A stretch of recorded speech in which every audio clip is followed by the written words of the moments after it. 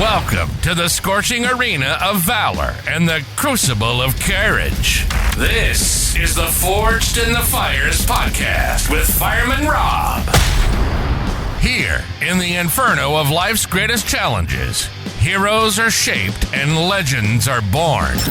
Every episode is a torchlight of wisdom, casting a glow on the paths walked by those who've braved the flames and emerged stronger. In this furnace of fortitude, we'll explore tales of resilience, bravery, and the unyielding human spirit.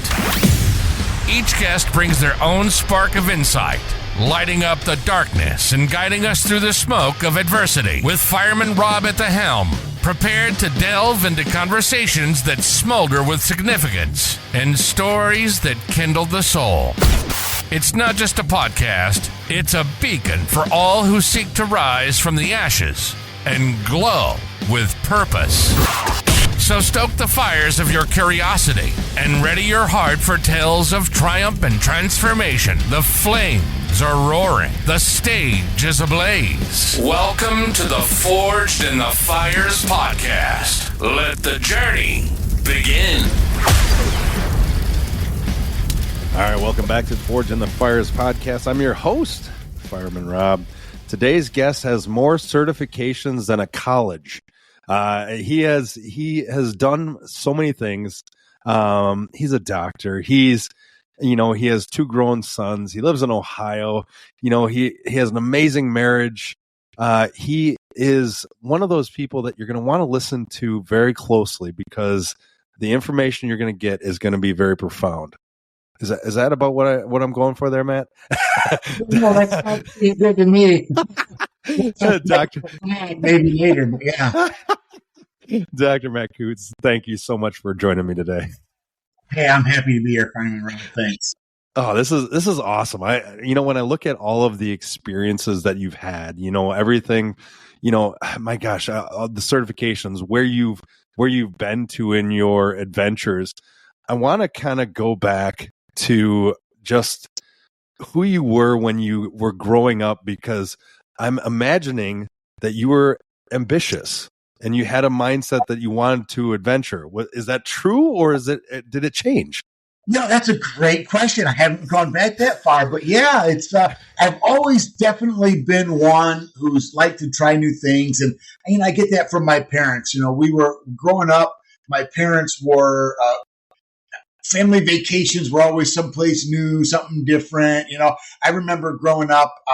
We were just taking a weekend trip down to Kentucky to Boone to see Daniel Boone, some Daniel Boone village like that. It was just supposed to be a weekend trip, and we're halfway there, somewhere around Cincinnati or so. And my dad's just like, "Hey, we're going to keep going to Florida. Let's just go to Florida," kind of a thing. And it's like my mom's panicked on her face, 4 kids in the back seat, kind of thing. And so I remember pulling into like a Kmart or some discount store. We bought bathing suits and beach towels and that kind of thing. So those are the kind of memories I have growing up. And I guess that's always been kind of there. It's like, hey, let's try something new. Let's try something different. Let's see. It doesn't hurt to try. So I guess it's been the framework, behind a lot of my experiences. And I love it when I look at your experiences. Like, I don't even want to go. I'm going to wait on the educational, that kind of stuff. But when you list off your experiences, trekked an active volcano, to find an endangered mountain gorilla in Uganda, all of those words together, I don't understand. That was a riot, let me tell you. We were I took my family. I was actually in Rwanda, living in Rwanda as a Fulbright scholar. So I'm a professor, and I had an opportunity to go over there. So we were there, and we had one of our weekend things, and my wife and I were like, let's go trek the gorillas. Actually, it wasn't our idea. The people there is like, well, if you're here, you got to go see the gorillas. It's like in a zoo, right? And they're like, oh, yeah. No. On the volcano, way far away, where you trek up hills, like wild gorillas that are just out there. And they're like, is that safe? They're like, oh, no, it's not safe. You'll have armed guards with you, kind of thing, walking. There'll be some local guys there with giant machetes who are literally cutting the bush down. There's no trail to walk. There's no hike. There's no paved road. It's literally cutting with machetes through the bush, through the jungle, just like you would imagine in Tarzan, like those old Tarzan movies in the 70s and 80s when we were kids. That's exactly what it was like. And then there's a guy in front of us, a guy behind us with these huge, like, bull elephant rifles. And these are for the water buffalo. The gorillas are actually less dangerous than the water buffalo, apparently. So these are for anyway. So we get up there, and of course we see these gorillas, and it's majestic, it's magical. I mean, you find them there, this little family, and just like you see Gorillas in the Mist, we were right where Jane Goodall was at, and right around the area actually, and it was interesting. But man, was it a hike! I mean, I don't know if I worked that hard in my life, because you're literally going up, like sometimes on all fours, up the side of this mountain with nothing, and it was a real thrill. But we did get to see it. It was a lot of fun. That's unbelievable. I love that, and that all builds that character, that persona that you have to be able to, and I love what you're doing with the contextual intelligence profile, and like building out human beings to be better human beings. Tell me more about how all of these experiences and all of your education helped you to kind of craft something for individuals to understand that behavioral aspect of their lives. Yeah. So, the things you're talking about, whether it's gorillas, whether it's Great Barrier Reef, Great Wall of China, I've done a lot of neat things like that. And I actually just wrote a brand new book called Becoming Epic. And that's kind of really what we're talking about. And the subtitle for the book is A Practical Remedy for Mediocrity. And I really believe, some of these, not that you have to be an adventurer. I'm certainly not an adventurer. I mean, if 9 days out of 10, I'm like lounging on my chair, watching reruns on Netflix or something like that, or some old MASH episodes or something. I mean, that's kind of what most of my days are. But we have to, I believe, allow for adventure. We have to allow for the unknown. It's part of what makes life exciting, and what makes life fun is getting past the mediocrity, because I think we settle so much for just the mundane, and we have to introduce or curate some disruption into our lives. Now, we can do that ourselves, or someone else is going to do it for us. And if we do it ourselves, it gives us just a little bit more of the control back, a little bit more of the excitement and adventure back. And so now you're an actor instead of a victim. And being epic or becoming epic is really what it requires. I'm sorry, let me just back up there. That's what it requires to become epic. You've got to do these things. And epic is a little mnemonic device that I invented for myself, for my kids, my family. And the E stands for excellence. The P is perception, or being perceptive. The I is inspired. And the C is compassion. And a big part of being epic requires that the I part, the being inspired, And so many people that I deal with and talk to ask about, how are you inspired? What inspires you? And my answer is, you've got to go out and do stuff. You're never going to be inspired if you're not trying new things, going to new places. And again, you don't have to track gorillas in Uganda to do that. But it could be as simple for some people as, for crying out loud, eat something different, eat new food. Right. I mean, go, if you've never been to the local restaurant down the road, and because you think you might not like the food, just go, for crying out loud. And that's the way you start. And all of a sudden you realize, like I think most people, it's not that bad, And then all of a sudden you're living a much more adventurous, epic life. And maybe then you will someday be swimming with great white sharks off the coast of South Africa, which is something else I've done, which is horrifyingly thrilling and fun at the same time. I love the enthusiasm for life, because I think that's part of the secret sauce. I want to go back to what you said, because I think it was such a powerful statement. You have to introduce disruption into life. And when you were talking about that, you're saying, it's better if you do it than other people do it. How, if somebody's never really pushed themselves in life, is that how hard is it for that disruption to be kind of epic, for them to change? Because that fear, I think a lot of time overrides that wanting to be epic. And if that disruption is theirs, it's going to be like, well, I painted another nail today. Exactly. And I think you're right. I think people they're just so fearful. One of the things that I was just talking to my brother this morning, in fact, and we were talking about some different things we were planning. And I made a statement. I said, the biggest problem we have is our imaginations, as people. Oh, yes. I think the thing that holds us back from daring greatly, I'm a huge Brene Brown fan, and she wrote that book, Daring Greatly. It's been very inspirational to me. But one of the things that I think keeps us from daring greatly is our imagination. And we have to learn to take our thoughts captive, control our imaginations and all from the negative. But there's another side to that. And the other side to that is you've got to think about your life, your situation, the opportunities that you have in a way that you haven't thought of before. It's not just enough to stop the bad thoughts. You also have to introduce good thoughts. And it's, people will talk about, well, which is better, to have more positive thoughts or fewer negative thoughts. Well, the research is pretty clear. The answer is fewer negative thoughts. Okay. Right. But that doesn't mean that positive thoughts aren't good and don't help, and aren't helpful. And so I think that's really important. And I think a big part of what we're talking about here is you have to imagine yourself doing something different. Imagine yourself doing something great. Imagine yourself outside of your normal, your normal life mode. Like you said, painting. I'm going to paint my nails today. That's the big adventure in today. And, God bless you. We all want you to have painted nails, and it helps you look better. And for God's sake, please paint your nails. But there's more to it than that. And there's, maybe paint them a different color than you've ever painted them before. I don't know. But that's how you start, and you start. And I think that all begins in the mind. I think it begins with what we imagine ourselves doing and how we imagine doing it. And that's really where we've got to go. And I've always had an incredibly active and powerful imagination. And I think that's been an incredible help for me, especially battling the things that life throws at you. You have to have a good imagination or you'll go crazy. It's so true from that perspective when you think about the imagination.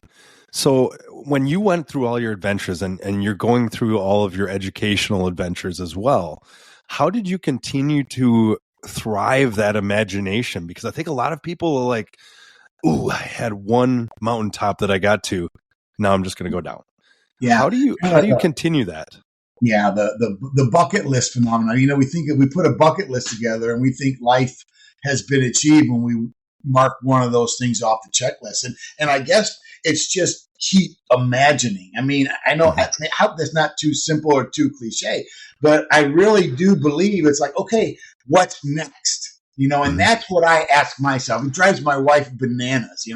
It's like, what's next? Okay, we just did this. Aren't you going to be good for a while? And all I'm thinking about is what's next, and what else can we do? And there's a certain amount of it. And it's not, here's what I want to say too. It's not purely personality driven. There is a certain amount of it that is temperament based. Are you a risk taker, risk averse, all those kinds of things. I understand that. But listen, my wife is incredibly risk averse, but she is also incredibly daring as well. And that's because I think at least the 31 years we've been married, I've been able to convince her that, listen, this is important for not only for you, but for us, for our kids, for the people we relate to. I mean, I believe we constantly need to be asking what's next. Right. And the second we give up searching, we've conceded in life. And I'm a big proponent of always searching, reaching out, always experimenting, always trying new things. And I believe that when we don't do that, we fail. I want to go, so when you were talking about this formation of, and also in essence, it's a mindset. And, I was actually reading one of your studies on soft skills for athletic training. the importance of soft skills. Yeah. I want to dive into that a little bit, because when I look at all these things that you're talking about, and I look at all these things, it's so important for individuals as they're kind of going through life, as they're going through many different challenges. These soft skills are pretty important.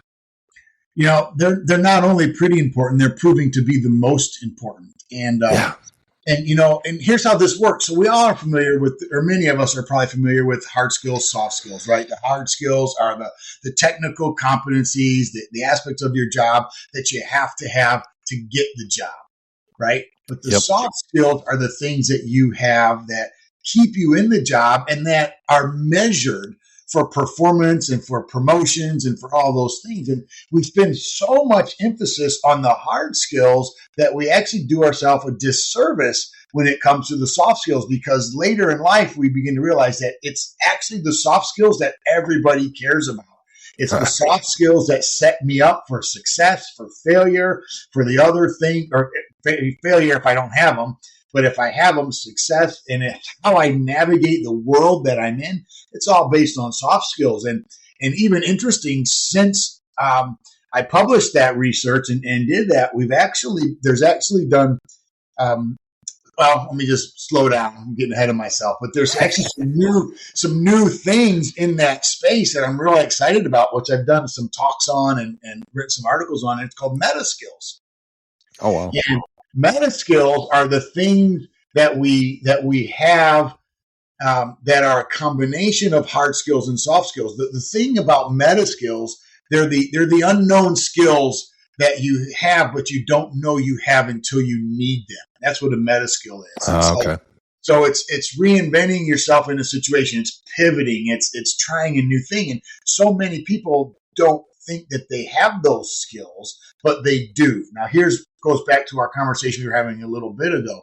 You will never know what meta skills you have if you are always keeping yourself safe. And I don't mean psychologically safe, physically safe. You have to introduce disruption into your life. You have to do things that you haven't done before. And not only do you get a sense of excitement and adventure from that, but it actually helps you discover those meta skills that otherwise would be dormant. There are things that you can do that you don't know you can do, and you'll never know you can do them until you try something that you've never tried before. Yeah. And that's really a powerful idea, and that's where the soft skills is the springboard for that. So, we go through school, we learn our stuff that we have to learn, we learn our technical abilities to do our jobs, again, which that's how you get your job. So no one's saying, least of all me, that hard skills aren't important. They're just not what determines the success and trajectory of your life. Soft skills are. And then when you actually are really good at what you do, the hard skills, and you're very proficient at the soft skills, those two things converge together. And if you allow yourself to do something different, you will find meta skills emerging. And that's what I think is fun. And that's where becoming epic comes in, because the people who we consider epic are generally epic because of the meta skills that we may never had a language for before. You're blowing my mind right now, Matt. I love that. I love that philosophy, because it's so powerful that people never, there's one of the other articles I was reading about you was the one, finding you're awesome at work using contextual intelligence. And it was funny. And one of the comments in there, the Twitter comments, they were talking about the modern workplace is not linear, predictable, or sequential. Mm-hmm. And exactly what you're talking about when you're talking about that re-examine the tactic experience. I love that. Explore your why and the behavior. And when you're talking about soft and hard skills, so many people don't know that why. Exactly. How do they answer that question? Because for you, I can imagine with all of your experiences, you had many different whys throughout your life. How do people be able to attach to that in their lives just to maybe even find their first one? Yeah, so that's a great question, because the whys evolve with that question I talked about earlier, what's next? And it's a simple question. I mean, you can't get much more simple than what's next. And I think as long as we're asking the what's next and constantly asking it, it puts us into a searching mentality, right? Our mindset goes into search mode. What's next, right? And then when we begin to do that, that's when we discover our passion. And that's really what why is all about. Asking, start with why. I think that's Simon Sinek's tagline is start with why, but how you start with why is that whole idea of searching. And what I think is so neat about this is we talk about passion, right? How do you develop a passion for something? And I think that's misguided, because the only way that I know you can discover what your passion is to pursue the things that make you curious. And this is where people fail, because they're afraid to pursue what makes them curious because they don't know what's going to happen. And it's that whole unknown thing, introducing disruption, trying the new things we've been talking about. And I think there's a really easy antidote for all the conversations and all the questions we have in our lives about passion. Well, just pursue your passion, you'll hear, and all that. It's like, well, that's great. I'm not passionate about anything. Or I think I'm passionate about this, and I go after it, and I find out, nope, not really. Not really passionate about this because I can't stay at it.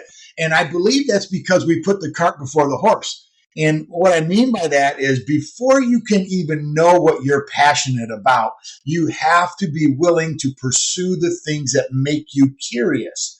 And every time you pursue the things in life that make you curious, it takes you down a different trail, takes you down a different path, because you read one thing about this, then another thing, and another thing, and it's always like a branching of a tree, branching off. And it's only after pursuing those curiosities and following those trails that you truly come to understand and realize what you're passionate about. Then you're better able to answer the why question. But I actually believe there's something more important than the why question. That helps us with all this. And I can't take credit for this. I have one of my colleagues at the university. I'll give a shout out. His name's Jeff Conan. He actually talks about you have to know your where. And he uses, like where are you going kind of a thing. And it fits totally with my philosophy of, keep searching, because knowing your where is critical. And he uses the example of a vacation. He goes, imagine somebody tells you you're going on vacation and they say, go pack, but you don't know where you're going. Do I throw in, are we going skiing in the mountains in Colorado, cold, or, I need sweaters, or are we going to the beach? Right, exactly. I mean, where you're going dictates how you prepare and how you pack. And same thing with education. Where you're going dictates what courses you take. What classes, what degree you want to get, what major. But you have to know your where first. So again, you have to begin to understand. I have to know what's next. I have to pursue what's next, and I have to have an idea in my mind of where I would like to be. And only after that can I start answering the questions of what do I pack? How do I prepare? What do I need? What skills do I need for this? And then the why is found in that. And if we can do that, then I think all of that converges together to become this epic mindset that I'm so excited about right now. I love those questions because it's something that you don't think about that much, like the where and, it's in the curiosity. Like that's such a powerful thing for people, because it's the curiosity really does tie to that passion that you're talking about. It really does. And if you actually take the time and think about it out, you realize, I'm looking at that, it's far less important for me to know my passion as it is to know what currently interests me right now. Right. I love that philosophy of that. That's awesome. Now, when I guess the other part of that I want to ask about is that, because you had talked about, if somebody follows their passion and they fail at it. So same thing with the curiosity. How do you keep that, because you were talking about imagination earlier, how do you keep that curiosity alive as you continue to thrive in a work environment that a lot of times just drags you down. It doesn't allow for that curiosity. It doesn't allow for that imagination. How do you continue to push that envelope to, in essence, maybe find that passion? Well, so that's a great question, because you have to have a certain amount of willingness to go off grid. Yeah. And I know, again, this goes back to the temperament thing we talked about at the beginning of the show, is like some people are more wired for risk than others. I understand that, but that's not an excuse. And I think that the risk averse amongst us just make excuses for why we won't, can't, and don't want to. And we can't do that, because here's the other thing that I absolutely love. And I'm going to, throw out another name of some research that's being done by a professor named Benjamin Hardy. He's a psychologist, and he does some personality research. And one of the things that he's really unpacking, and it's you talk about disruption in academics. He's actually come out and said quite explicitly, personality isn't permanent. And what he means by that is personality actually changes all the time. In 2016, they did this longitudinal study on personalities, and they actually looked from age 14 all the way to age 77. And what they found is, through the movement of time from age 14 to 77, there's no markers possible if you look at someone's personality to indicate that it's the same person. And in other words, not only does personality change, but it changes so drastically over the course of a lifetime that if you go back far enough, you're completely unrecognizable to the person you were to the person you are now.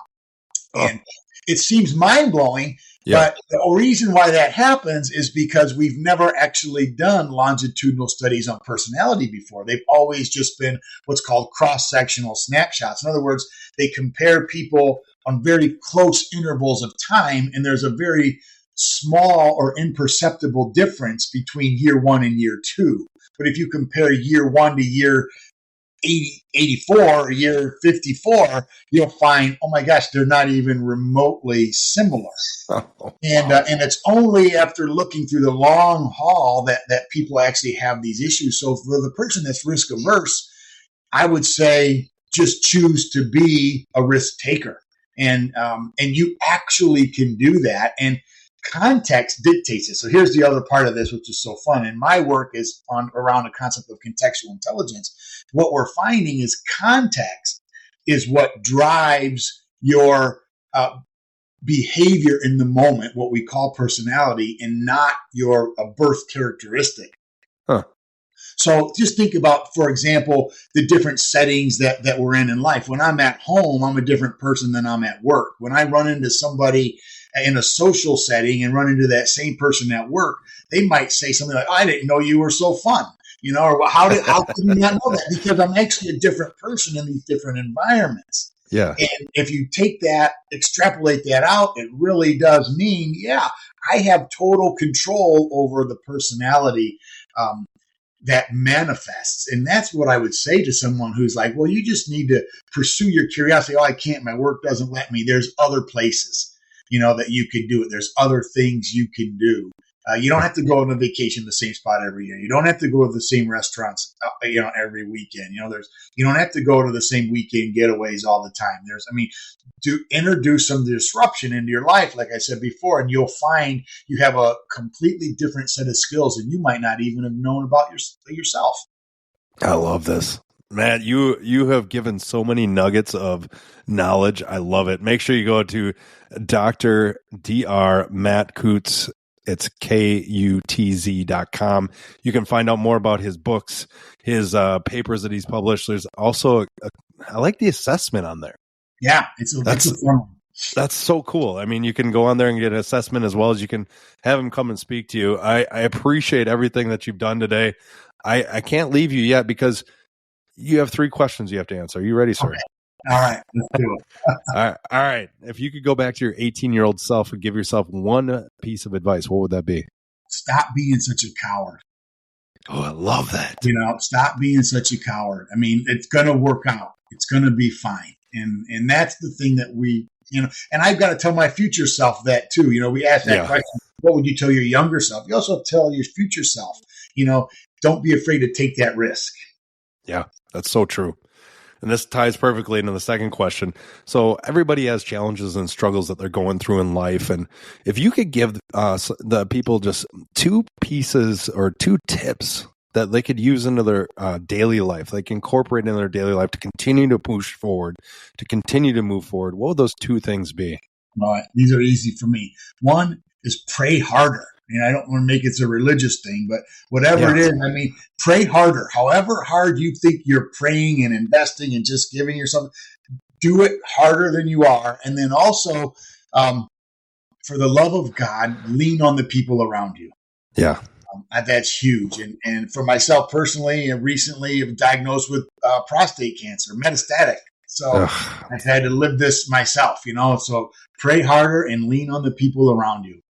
I love that. And this last question is going to be fun because I have no idea who you're going to pick. So if you could have coffee at a firehouse table, so in other words, any question is not off limits, with 3 people, they could be deceased or alive, who would those 3 be? Oh my gosh.